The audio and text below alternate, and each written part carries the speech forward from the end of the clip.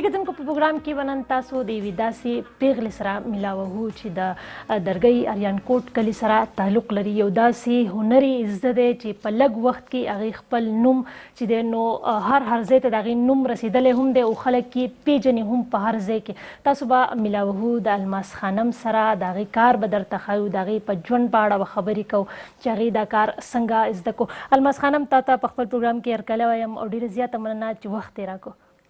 ډېره مننه ستاسو ته راتګ نړۍ مننه. الماس اول خو به راته دا ووایې چې په کوم کلاس کې سبق ووایې او بیا به راته د هغې سره سره دا هم ووایې چې زده کړې دي هم په دې کلي کې نه کړي دي اولنۍ مطلب اولنۍ زده کړې بیا داسې اوس چې څونه تعلیم دې کړی دی. زه په 10م جماعت کې سبق وایم د خپل کلي په یو وړوکي شان سکول کې. د سبق سره بیا زه د مختلف هنرونو سره هم وابسته یم. تاسو لیدی شئ دا په غلبیلونو انځورونه جوړوم، بیا په غټو غټو جالونو انځورونه جوړوم، مجسمې جوړوم، په پنسل باندې په کاغذ انځورونه جوړوم او لږه ډېره شاعري هم کوم. الماس اول به راځو کارونه ستا ډېر زیات دي خو څنګه تا ذکر وکړو چې په غلبیل باندې انځورونه جوړی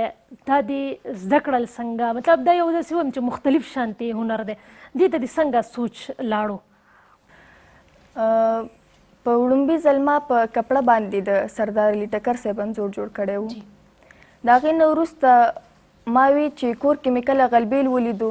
نو هسې مې یو کوشش وکړو چې په غلبیل انځور جوړېدی شي او که نه. د مشر منظور پښتین صاحب انځور ما په هغې باندې جوړ کړو نو کور کې هم ډېر زیات خوښ شو او په سوشل میډیا هم د ملګرو ډېر زیات خوښ شو. بیا د هغې نه پس ته ما مختلف انځورونه جوړ کړل. ما خپل هنر کې لږ غونته بدلون راوستل غوښتو نو د هغې دپاره بیا ما په غټو غټو غلبیلونو انځورونه جوړ کړل په غټو جالونو او اوس مخ په وړاندې هم کوشش کوم چې څه نه څه بدلون په خپل هنر کې راولم. الباز د په غلبیل باندې کار کول څونه ګران وي او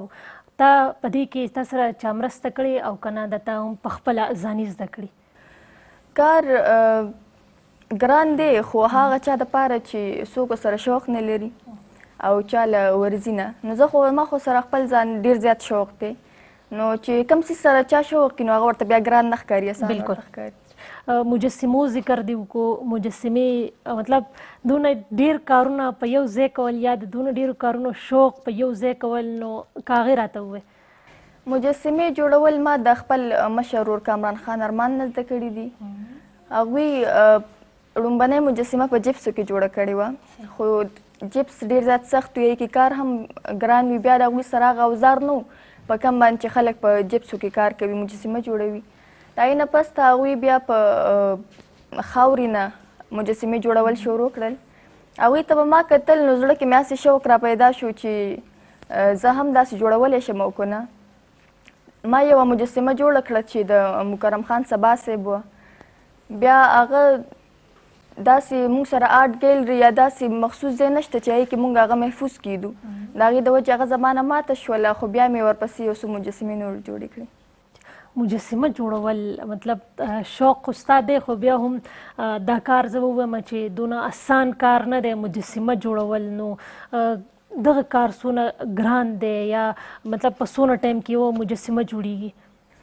مجسمه خو موږ د خاورې نه جوړو خټې نه نو تاسو ته به علم وي چې هغه ډېر زر وچیږي. خاوره ډېر زر وچیږي دی نه پس ته بیا په هغوی کې کار نه کیږي نو د دې وجې زر جوړول پکار دي د هغې نو د یوې نه 2 ورځو پورې ټیم په هغې کې لګي. صحیح. الماس تر اوسه پورې دې په غلبیل چې کوم انځورونه جوړی د چا دې جوړ کړي دي؟ د احمدشاه بابا انځور ما جوړ کړی دی، د فقیر ایپي صاحب، د ملاله یوسفزۍ خورجانې، د هغوی د بابا جان ضیاء الدین کاکا، د ولسمشر اشرف غني صاحب، د غازي امان الله صاحب او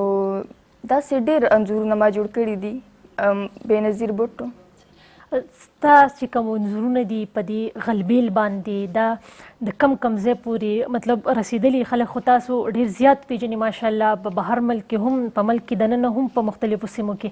خو آیا د بهر ملک کسانو یا داسې چې تاسو د چا انځورونه جوړ کړي ستاسو ستاینه یې کړې یا ستاسو دا کار یې ستایلی دی؟ ما د ولسمشر اشرف غني صاحب انځور په غلبیل جوړ کړی و یو نو ولسمشر صاحب دلته کې راغلی و پاکستان ته. نو زما مشر ورور کامران خان ورله مجسمه جوړه کړې وه، یو پینټینګ ولې جوړ کړی و. هغوی تلو د هغوی سره ملاقات له هغوی ورته ډالۍ کول. نو په هغه ورځ زما څه مجبوري وه، زه لا نړم، خو ما خپل هغه انځور چې کوم و کامران ته ورکړو چې دا زما طرفه ولسمشر صاحب ته ډالۍ کړه. داسې مې د جاپان د ډاکټر ناکامورا صاحب د هغوی انځور جوړ کړی دی. زه په نړیواله کچه کار کوم، دا نه چې دا پښتون دی او دا د کم نسل سره تعلق لري یا د کم دین سره تعلق لري. هر هغه کس کم چې د انسان خدمت کوي، معاشرې دپاره یو ښه وګړی وي، نو د هر هغه کس انځور جوړوم. په انځور کې په غلبیل باندې چې ته جوړې کم، نو په دې کې کم څیز استعمالیږي؟ په غلبیل زه جوړوم نو یو غلبیل د هغې سره کم وړی باندې چې کار کوم، نو زه په صرف په 2 وړو باندې کار کوم، سپین او توره، هغه استعمالیږي او دستن استعمال سره کوم. مطلب په ټول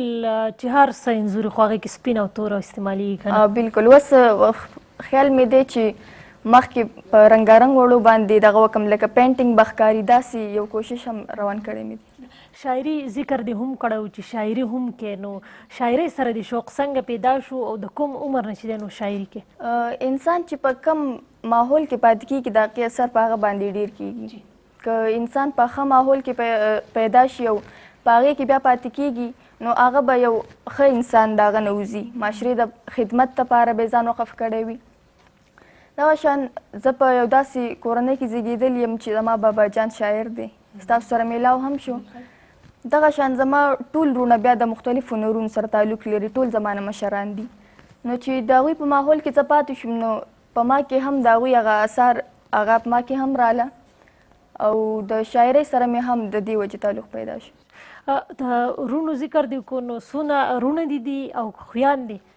زما 6 وروڼه دي او 15 خویندې. نو ستا کار چې دی نو په کور کې دغه وروڼه خویندې ستا کار ته څنګه ګوري؟ ستا کار ته مطلب ستاینه څونه ستا دغه وروڼه خویندې کوي؟ زما وروڼه او خویندې، زما مور او پلار ټول زما سپورټ کوي. زه به دا ووایم که د هغوی سپورټ په ما پسې شاته نه وي، نو زه به هېڅ هم نه وي، ځکه چې زموږ په معاشره کې ډېرې جنکۍ داسې دي چې مختلف هنرونه ولې ورځي، خو چې د کور والا سپورټ پسې شاته نه وي، نو هغې هېڅ هم نشي کولی. نو زه دا ویلی شم چې څومره هم زما کار دی، د دې په شا زما د کور والا لاس دی. الماس، شاعري دې ووې یا شاعري کې، نو که زموږ کتونکو سره خپل یو څو شعرونه شریک کړي؟ دا مهال خو ما سره خپله ډایري نشته دی، خو تاسو ته به 2 شعرونه ووایم چې ما به حالاتو سره جنګ کولی، ما به حالاتو سره جنګ کولی، بې ننګه یار که په ما ننګ کولی، وخت که وزر را لسیزلی نو، وخت که وزر را لسیزلی نو، ما به الوت لکه پتنګ کولی. ډېر ښکلی، ډېر ښه. الماس، شوق د څونه دی؟ مطلب د دې هنر سره سره د تعلیم سره سوچ څه لري؟ مخکې څونه تلل غواړي یا جوړېدل څه غواړي؟ داسې معاشره کې ژوند کوم چې تر څو چې چا 14 هم نه پاس کړی، دلته چاته پته نه لګي زه به څه جوړېدل غواړم، ځکه چې تاسو څه جوړېدل غواړئ نو هغې مخې ته د بلا شي هغه خندان راځي تاسو ته مخې ته. نو د فاین آرټس سره مې ډېر زیات شوق دی، کوم چې زه انځورونه جوړوم، خو دلته داسې اکیډمي نشته دی چې په هغې کې زه سمه زده کړه وکړم چې ما له څه راځي د هغې نه سیوا پکې زه زده کړم. داسې اکیډمي دلته نشته، بیا لرې لرې شته دی خو هغې پورې رسایي زموږ نشته دی. نو مخکې به ګورو که هر څه مې وکړل. جی کتونکو، د الماس خانم سره چې دی نو پروګرام به روان وي، دوی سره به نورې هم خبرې کوو د دغې هنر په اړه باندې، د دوی د شاعرۍ په اړه باندې. خو وخت را سره شوی دی د یو وړۍ شانتې دمې دمه اخلو، بیا واپس راځو. چېرته ځئ مه ورسره اوسئ.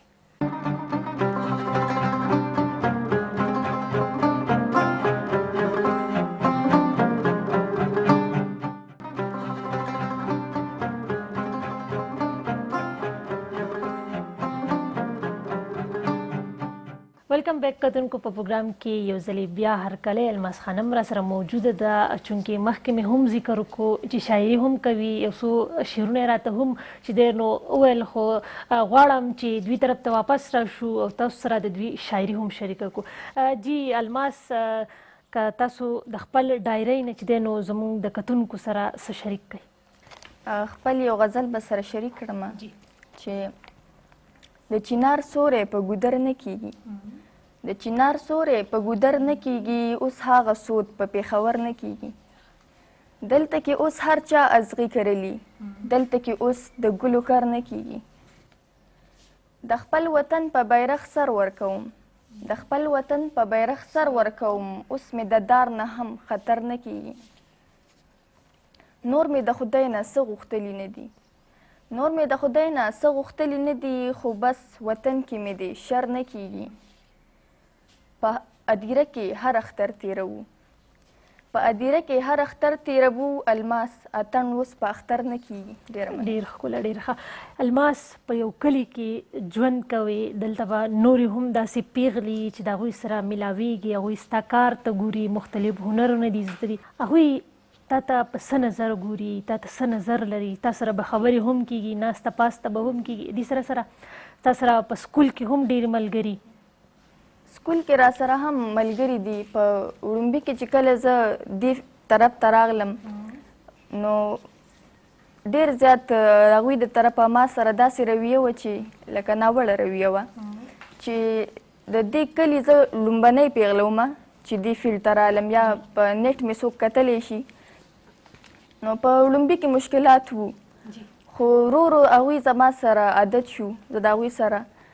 نو اوس هغوی ذهنونو دا خبره ومنله چې او داسې هم کیدی شي چې زموږ د کلي جینۍ دي او هغه دې په نیټ باندې راځي نو د هغوی هم شوق به یې ولې به نه چې موږ هم داسې څه هنر زده کړو چې موږ ټولې دنیا ته وښایو چې او موږ له دا هر څه راځي موږ د خپل کلي نوم روښانه کړو د خپل وطن نوم روښانه کړو خو بیا د کور د طرفه هم هغوی ته مسلې وي هغوی څوک نه پرېږدي چې دې فیلډ ته راشي او هغوی دپاره دا هم بیا ډېره په داسې کلي کې چې هغوی سکولونو ته پرېږدي مکتبونو ته هغوی پرېږدي چې تاسو زده کړې وکئ نو بس دغه حال دی زموږ د کلي الماس په دغې ملګرو کې یا د کلي په دې پیغلو کې چې ته چا دا خواهش ظاهر کړی دی تا ته چې مونږ هم چې دی نو دا زده کول غواړو یا تا ته ویلي چې مونږ ته زده کړه داسې خو چا نه دي ویلي خو بیا هم ما ته چې ګوري نو کله نه کله وایي کاش چې مونږ هم ستا په شانتې وې خو تر اوسه یې ما ته دا اظهار نه دی کړی چې ما ته وښیګنې ما به هغوی ته ښوولی وې خپل سکول کې مې لږ غونته وخت ایستلی هغوی ته به ما دا زده کولې خو هغوی داسې شوق نه دی ظاهر کړی په سیمه کې که موږ وګورو دلته خلک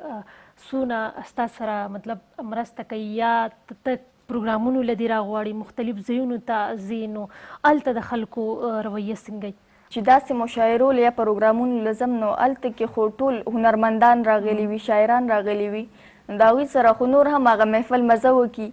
موږ به دا ووایو چې لکه موږ ته زموږ د خوښې ماحول میلاو شي هلته کې داسې خو زموږ د کور ماحول هم ډېر زیات ښایسته دی ټول هنرمندان دي د شعر و شاعرۍ سره پکې هم ډېر تعلق لري د هنر سره هم تعلق لري د سندرو سره هم تعلق لري نو بیا چې داسې مشاعرې یا داسې ځای ته خلک لاړ شي چې ټول هنرمندان راغلي وي نو ډېره مزه کوي یو طرف ته په لسم جماعت کې سبق وی بل طرف ته د دونه هنرونه زده دي نو دا کار کول بیا چې دی نو تعلیم جاري ساتل یا سبق ویل نو ټول هر څه څنګه مطلب مینج کې څنګه ټایم ورکې نو سهار وخت کې خو سکول ته لاړه شم د سکول نه چې راشم نو بیا دمه